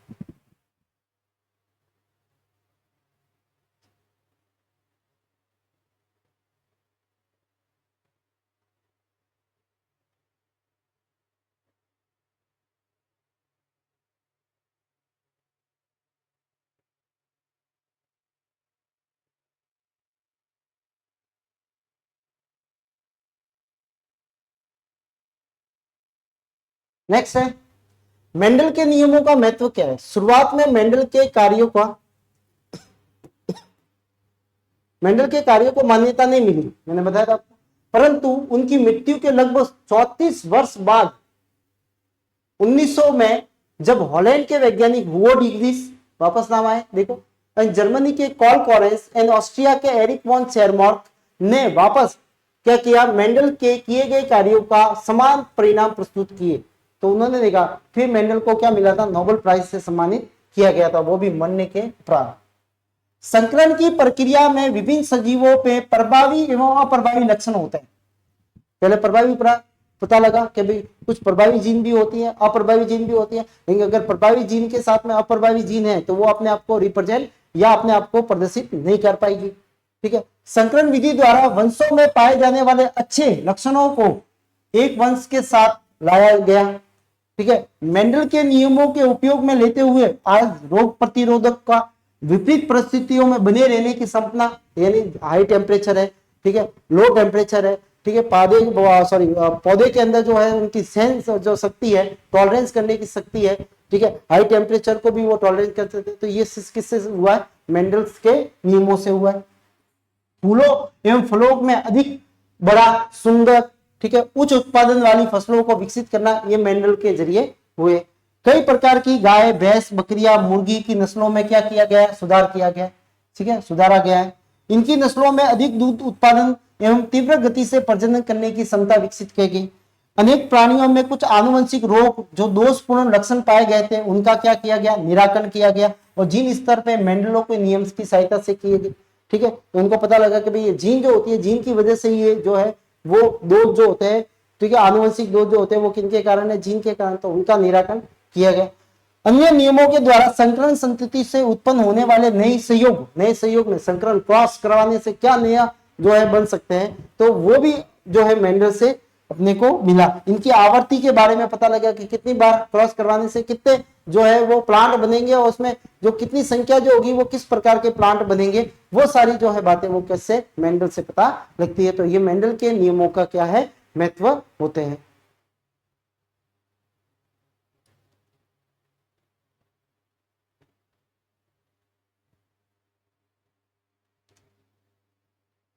मेंडल की सफलता के कारण मेंडल ने अपने प्रयोगों को स्पष्ट रूप से देखने में 7 विपार्सी लक्षणों को शामिल किया। एक ही समय में एक ही लक्षण की वंशागति पे अध्ययन करते हैं। जैसे मैंने आपको बोला था कि मेंडल हमेशा एक ही जो है लक्षण पे क्या करते थे, वंशागति करते थे, एक ही लक्षण पे ध्यान देते थे एक ही समय में। इन 7 विपार्सी लक्षणों की वंशागति को नियंत्रित करने वाले कारक एवं जीन 7 विभिन्न गुणसूत्रों पर स्थित होती है। ठीक है, इनको 7 विभिन्न जो गुणसूत्र होते हैं उनके ऊपर स्थित होती है, जिनके कारण मेंडल अत्यधिक प्रभाव भाग्यशाली रहे कि उनके संलग्नता के प्रक्रम से बच गए। संलग्नता का मतलब ये होता है कि अगर कोई जीन पास पास में है तो वहां से वो हट नहीं पाती। ठीक है, यानी रिकॉम्बिनेशन नहीं हो पाता, जिसको अपन पढ़ेंगे आगे कि रिकॉम्बिनेशन और संलग्नता क्या है। कि संलग्नता अगर कोई जीन पास पास में है, ठीक है, तो वो पास पास गहरी दोस्ती है तो सीधी सी बात है उनको हटाना मुश्किल होगा। ठीक है, तो जितने जो है संलग्नता जितनी ज्यादा है तो उसमें रिकॉम्बिनेशन यानी पुनर्योजन के जो चांसेस जो होंगे वो क्या हो जाते हैं, कम हो जाते हैं। मेंडल ने पूर्ण रूप से शुद्ध गुण वाले समयुग्मजी पौधों, अच्छा मेंडल का फायदा ये किया रहा कि ये सब अलग अलग गुणसूत्रों पे मिलती थी। ठीक है, अलग अलग गुणसूत्रों पे मिलती थी तो सीधी सी बात है वो पास पास में है नहीं। ठीक है, तो वहां से आसानी से अलग हो सकती है। समयुग्मजी पौधों के अंदर प्रयोग किए। मेंडल ने अपने प्रयोग में F2 व F3 तक किए गए, ठीक है, और अपने प्रयोगों के परिणाम को भी लेकर रखा। उन्हें सारे क्या था, इसका लेखा जोखा उसके पास में था। ठीक है, अब संकरण पूर्वज संकरण या प्रतीप संकरण जिसको बोला जाता है बैक, बैक का मतलब होता है पीछे जाना, यानी जो जनक से जो संतति बनी है F1 की पीढ़ी के पौधे का अगर अपन वापस पूर्वज के साथ में अगर संकरण करवाते हैं तो वो कौन सा कहलाता है, संकरण पूर्वज संकरण कहलाता है। यानी एक संकरण से प्राप्त F1 पीढ़ी के पौधे का प्राणी के संकरण में यदि दोनों जनकों में से किसी एक जनक का साथ में क्या कराया जाता है, अगर क्रॉस करवाया जाता है तो वो कहलाता है संकरण पूर्वज संकरण कहलाता है। जैसे सपोज मान लो F1 पीढ़ी से अपने पास में पौधा कौन सा मिला, ये, अब इसका क्रॉस जो है वो आप दोनों के साथ में कैपिटल टी स्मॉल टी ये दोनों किसके इसके जनक है, इन जनकों के साथ में अगर करवाते हैं तो उसको कहा जाता है क्या, संकर पूर्वज संकरण या बैक, बैक का मतलब वापस पीछे जा रहे हैं। ये कौन सा है, इसका F1 जनरेशन का पीढ़ी का पौधा है। ठीक है, और ये इसके क्या है, जनक है। ठीक है, तो जनक के साथ में करवाते हैं तो क्या बोलते हैं इसको बैक क्रॉस कहा जाता है। अब दूसरा जो है टेस्ट क्रॉस। टेस्ट क्रॉस में क्या करते हैं कि F1 पीढ़ी का जो पौधा है, ठीक है, F1 पीढ़ी का जो पौधा है उसका क्रॉस जो है वो अपन रिसेसिव अप्रभावी वाले किसके साथ में करवाते हैं, ये ध्यान रखना, अप्रभावी वाला कौन था, स्मॉल टी अप्रभावी वाले जनक से करवाते हैं, अप्रभावी वाले जनक से करवाते हैं। ठीक है, तो अब वही टी स्मॉल टी, ठीक है,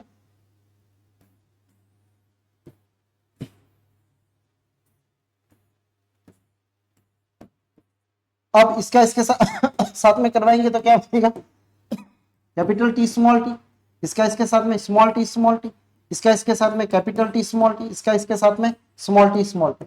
आप जीन प्रारूप ले लो या फिनो, जिसको बोलते हैं अपन जीनोटाइप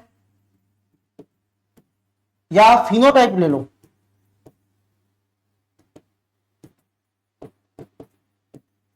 जिसको बोलते हैं अपन लक्षण प्रारूप। ठीक है, दोनों का रेशियो जो होगा वो कैसा है, सेम है। देखो टी और टी कितने हैं, 1:1 आएगा, और इसका भी कितना आएगा, 1:1 आएगा। ठीक है, तो इनका रेशियो कैसा रहता है, सेम रहता है। ठीक है, तो ये होता है क्या, बैक क्रॉस। बैक क्रॉस का भी कौन सा है, टेस्ट क्रॉस। टेस्ट क्रॉस में किससे कराते हैं, अप्रभावी का। F1 पीढ़ी के पौधे का संकरण जो है वो किसके साथ में करवाते हैं, अप्रभावी वाले जनक से करवाते हैं, दोनों का फिनोटाइप और जीनोटाइप इसमें कैसा रहता है, समान रहता है। कैसा रहता है, समान रहता है।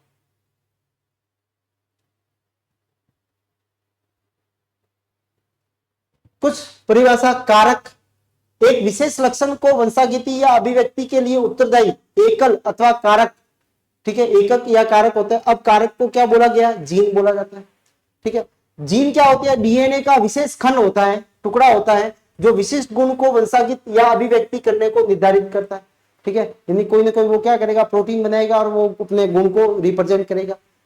युग्म विकल्पी क्या होते हैं, या एलील या एलोमॉर्फ क्या होते हैं, किसी भी एलील को, किसी भी कारक या जीन के दो क्या होते हैं, जैसे सपोज मान लो लंबाई वाला है, तो लंबाई वाले में अपने पास में दो एलील है, एक टी है और दूसरा कौन सा, स्मॉल टी है, ये दो एलील है।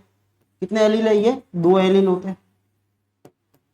ठीक है, अपने रक्त समूह में, रक्त समूह जो होता है उसके अंदर जीन को कंट्रोल करने के लिए तीन एलील होते हैं, बी और आई नॉट, या इसको ऐसे भी लिखा जाता है। ये तीन एलील जो होते हैं वो रक्त समूह को क्या करते हैं, निर्धारित करते हैं। ठीक है, तो एक जीन के क्या होते हैं, दो जो है एलोमॉर्फ हो सकते हैं। ठीक है, दो या दो से अधिक, तो रक्त समूह में तीन है। ठीक है, और इसमें कितने हैं, दो है। लक्षण या विशेषक ट्रेड क्या होते हैं, अभिव्यक्ति लक्षण, उदाहरण के लिए फूलों का रंग, बीजों की आकृति, बीजों का आकार। ठीक है, ये सारे जो अभी साथ पढ़े थे वो सारे क्या है, एक ट्रेड से, वो क्या है, लक्षण होते हैं।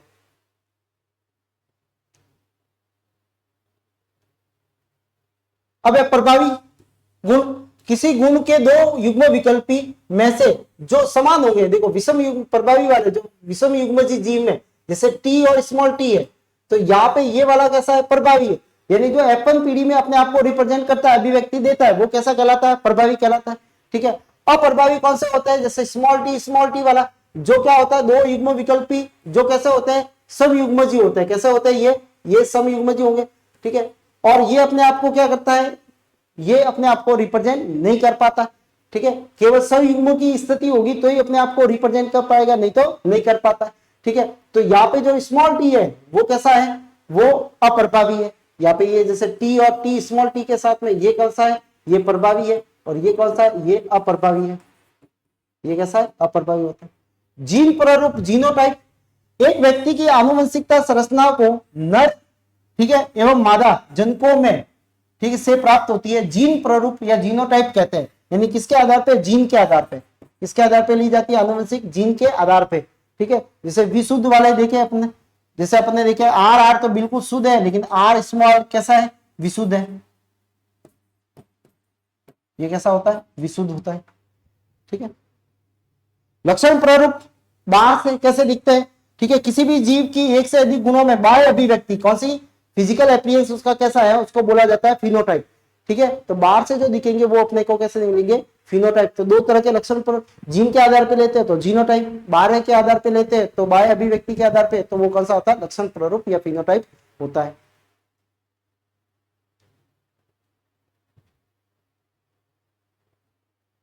समयुग्मजी, अगर दोनों एलील सेम है, जैसे टी और टी या स्मॉल टी और टी, ये दोनों सेम है, तो उसको बोला जाएगा क्या, समयुग्मजी। विषम युग्मजी, अगर एक कैपिटल टी है और दूसरा कौन सा स्मॉल टी है, तो इसको बोला जाता है विषम युग्मजी।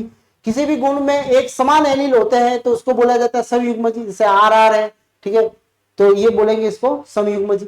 विषम युग्मजी, किसी भी गुण के लिए एक जीव में दो एलील कैसे होते हैं, असमान होते हैं, कैपिटल टी स्मॉल टी है। ठीक है, तो ये कौन सा हो गया, विषम युग्मजी। जनक पीढ़ी कौन सी होती है, उसकी पेरेंट वाली, पहले संकरण में प्रयुक्त माता पिता को जनक पीढ़ी P1 कहा जाता है। ठीक है, F1 पीढ़ी, जनक पीढ़ी से बनने वाली जो प्रथम दोनों जनक माता पिता से बीच में संकरण से उत्पन्न होने वाली संतति की प्रथम या F1 पीढ़ी कहलाती है।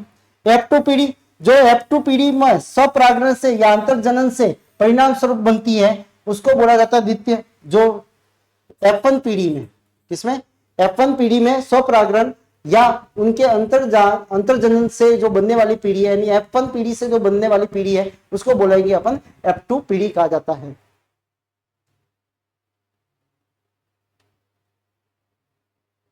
एकल संकरण क्रॉस बता दिया आपको कि जिसमें एक ही जोड़ी के लक्षणों को बीच में क्रॉस करवाया जाता है, उसको बोला जाता है एकल संकरण क्रॉस, जिसमें F1 पीढ़ी भी होती है, F2 पीढ़ी भी होती है, जिनका रेशियो 3:1 रहता है F2 पीढ़ी के अंदर। द्वितीय संकरण क्रॉस, यानी जिसमें दो विपार्षी लक्षणों का अध्ययन किया जाता है, उनको बोला जाता है, के लिए माता पिता में क्रॉस करवाया जाता है, उसको बोला जाता है द्विसंकरण, यानी दो विपार्षी लक्षणों के बीच में क्रॉस करवाया जाता है।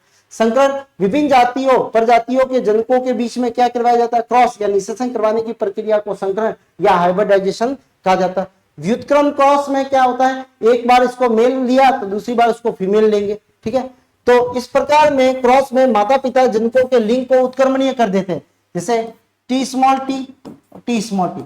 अब सपोज मान लो इसका मेल लिया, ठीक है, तो अब इसका क्या लेंगे, sorry capital T small T capital. अच्छा ये बौना पौधा है ये, अब इसका कौन सा लेंगे, सपोज मान लो मेल लिया तो ये फीमेल ले लिया। अब दूसरी बार में ये प्रथम प्रथम बार में ये लिया, ठीक है। दूसरी बार में द्वितीय टाइम में, दूसरी बार में क्या लेते हैं, इसको फीमेल लेते हैं तो इसको मेल लेते हैं, तो ये क्या हो गया, व्युत्क्रमणि वाला हो गया, ठीक है। तो ये है अपने कुछ परिभाषा है जो शब्दावली है मेंडल की, ठीक है, जिनके आधार पे मेंडल ने कई सारी टर्म्स जो है वो दी है।